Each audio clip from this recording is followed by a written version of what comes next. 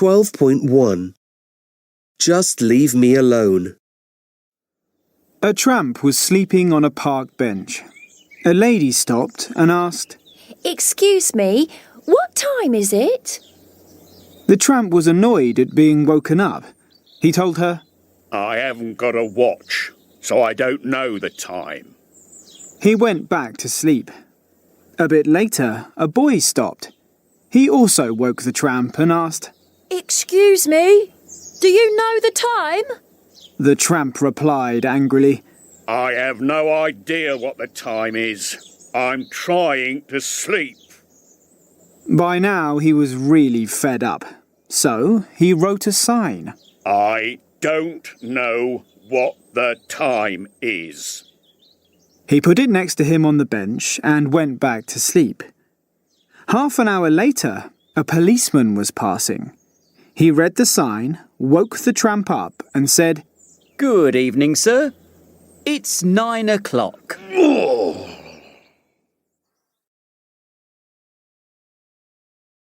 12.2 Just leave him alone.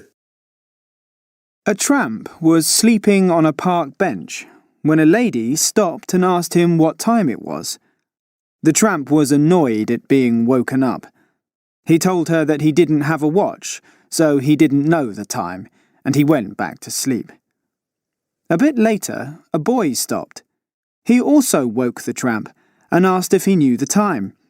The tramp replied angrily that he had no idea what the time was, and he added that he was trying to sleep. By now he was really fed up, so he wrote a sign.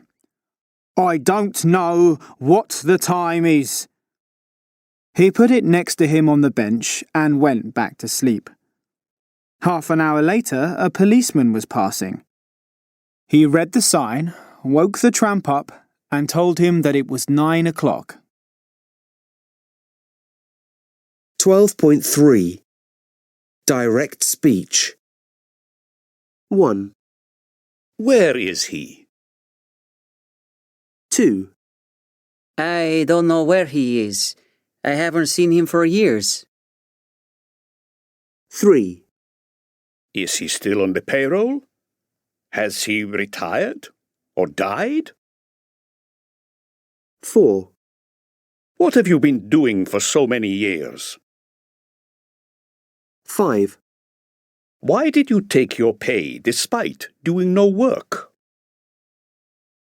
6, I didn't keep regular hours because I was bullied and I became depressed. 7, I'm making good use of my time. I've been studying philosophy. 8, You will not receive a medal. 12.4 Had or would. 1, Did you accept the job? Will you accept the job? 2, Where do you work? Where have you worked? 3, We travelled by train. We'll travel by train. 12.5 Asking questions politely. 1, Could you tell me where the station is? 2, Could you possibly tell me how much you earn?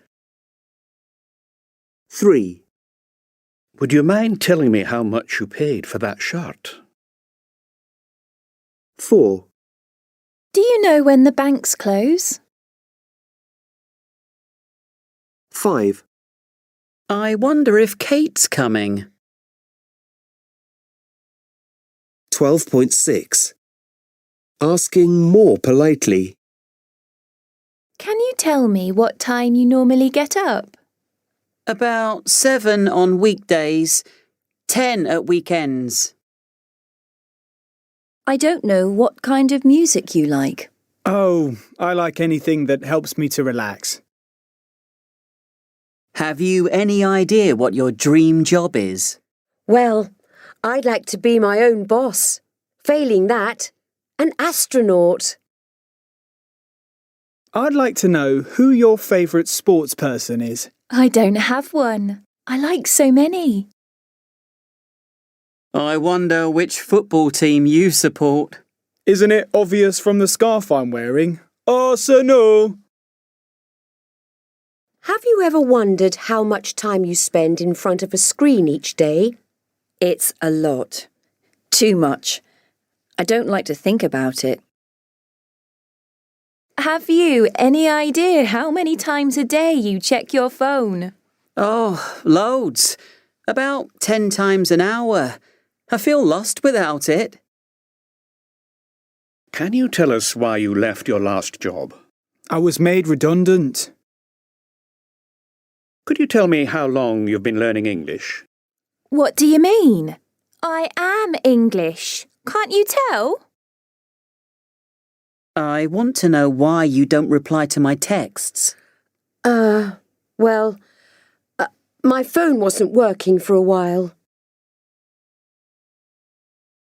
12.7. A wonderful way to make a living. Today I am in Venice, not far from the Piazza San Marco. The sun is out. It's a beautiful, beautiful day. The place is literally crawling with tourists. It seems like a wonderful place to visit. But would it be a wonderful place to make a living? Now here's a promising place. And we're going to see if we can interview a professional gondolier.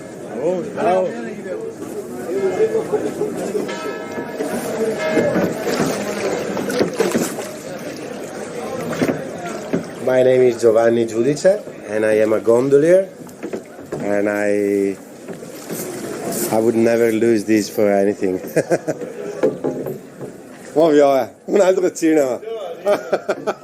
There's a reason why this man sounds so cheerful.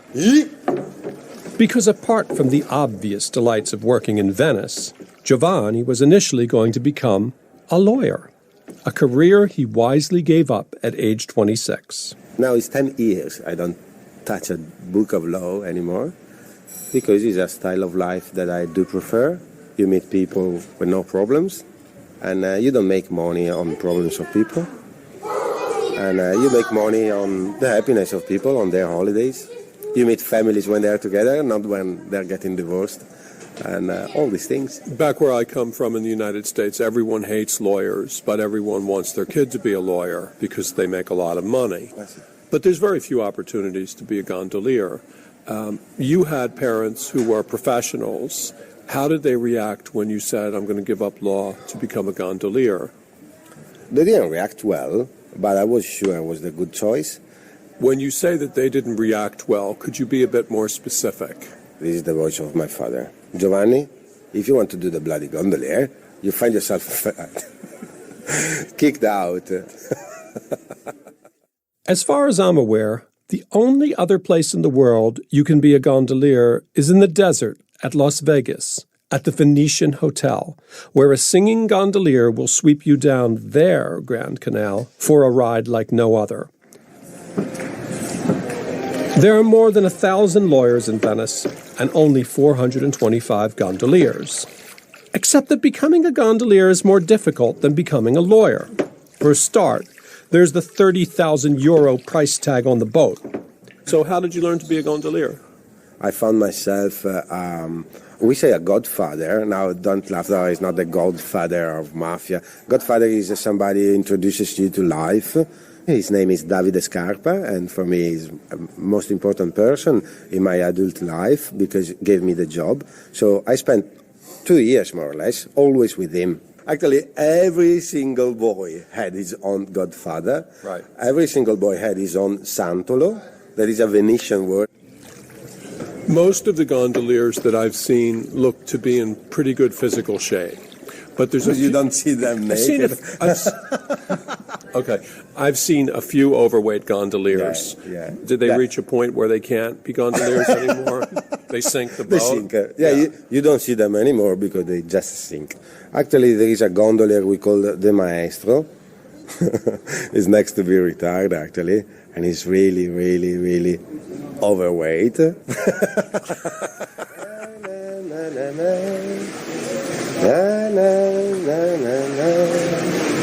Se ci separò l'aria del destino. Na na na na na, na na na na na, sempre a te vicino. When we just went past the boat where the accordion player was playing and the man was singing, the gondolier wasn't singing. Do gondoliers still sing? Well, actually, this is a myth. We don't sing. We never sang, actually. Never. It doesn't happen. Do you decide in the beginning of the year how much money you want to make a year? No. Now, Joe, it's like to ask to a fisherman this question. You don't know how many people will come. You can decide how many days of holidays you want to do. So my target for this year is to give up the 1st of December and come back the 1st of April, because I want to see a bit of winter in Australia. They say the surf is excellent over there in Australia. Spend all March on the east coast of Australia. Are there unhappy gondoliers? Oh, there's plenty of them. Yeah. All those who were not lawyers once upon, they don't realize what a mine of gold and happiness they have in their hands. So this is a job in which actually you can get upset every 5 minutes and you can laugh every 2. And I decided to laugh.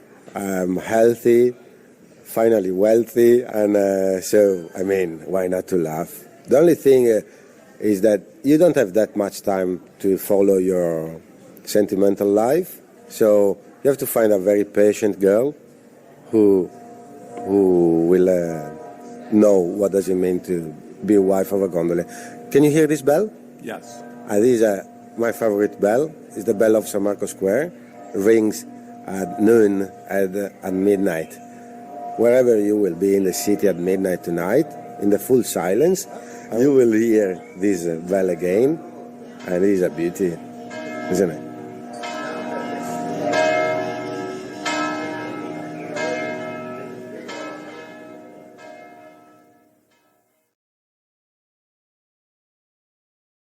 .8 Ways of speaking.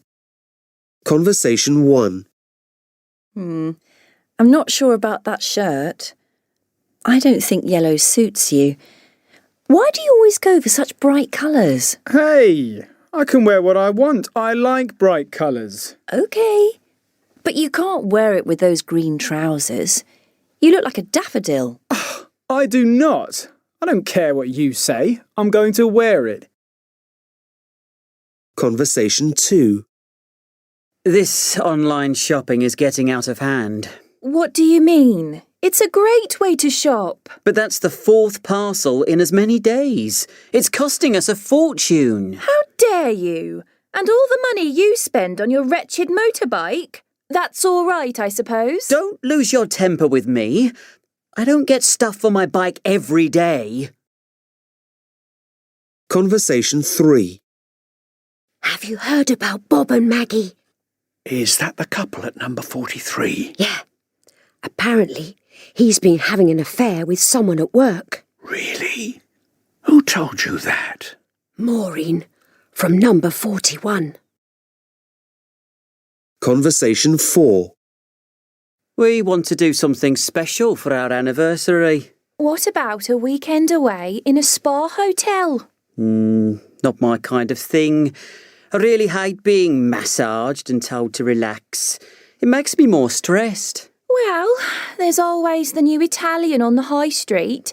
It's pricey, but... That's fine. I don't mind the expense. It's a special occasion. 12.9 Talking in clichés. 1. I left my phone on the bus. I'm lost without it. Come on, it's not the end of the world. So many meetings and no decisions made. I know. It's all talk and no action. 2. I can't make him see that there's a problem. Yes, it's like banging your head against a brick wall.